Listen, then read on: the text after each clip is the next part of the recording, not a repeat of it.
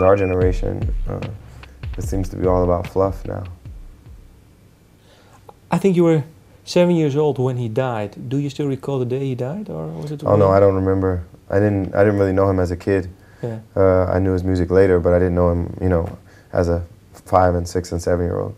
What did you learn maybe from delving into this music? Did you learn something more about Yeah, it? I learned about some new artists like Baby Huey and Mike James Kirkland and Ernie Hines and Eugene McDaniel. These are artists that I didn't know their catalogs very well.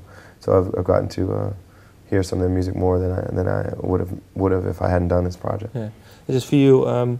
Do you think you will take this inspiration into your new music, new album? Or Absolutely. have you already written some songs that you say, well, you can tell that this? Well, I haven't written much since this album, so we'll see. But I think it'll have influence on the way I record the next album also, not just the actual song, but the arrangement style and things. How come? I think I've enjoyed doing an album that was more soulful than anything I've done in the past, and I think I'll tap into that for this album. Well, you were saying arrangements. Can you be a bit more precise? When I say that, I mean the organic instruments and the soulfulness of the vibe and more of a live recording process. I think I'll incorporate some more of that into my own solo albums. Okay. Any idea when you will release a new solo album? 2 years? Not yet. It'll be less than 2 years, but I'm starting to work on it now.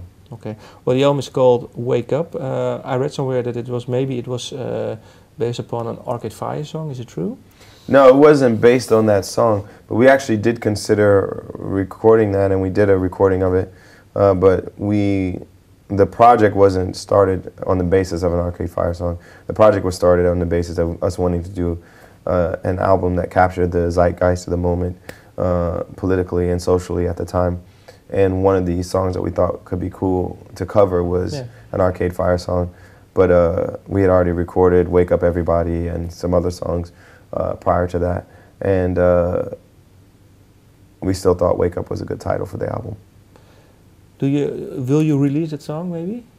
We actually just played it live at a concert, and we released the live version on the internet, so you can look that up. Okay. And then we have the recording of it. We may leak it at some point, just to see what people think of it.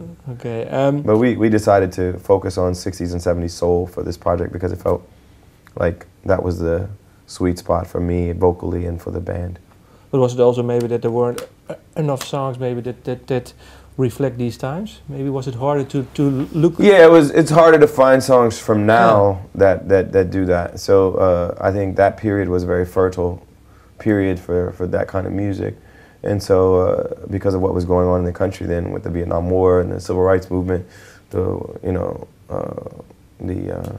sexual revolution, all these things were going on in the country. And it was a time when a lot of artists were singing about those things. Yeah. And so it made sense to focus on that era.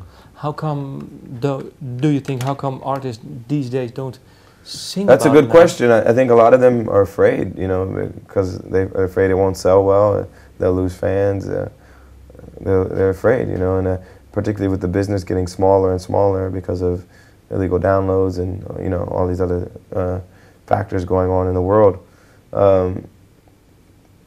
It's harder and harder to make money making records. And I think people are more and more risk averse than ever. And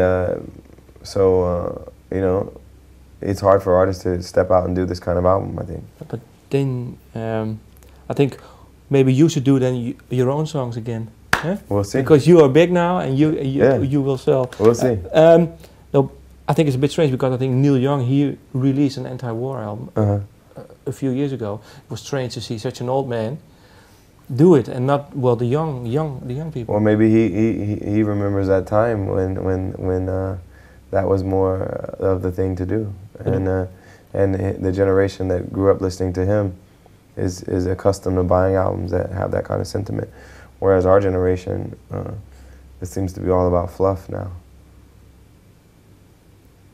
What do you think about it?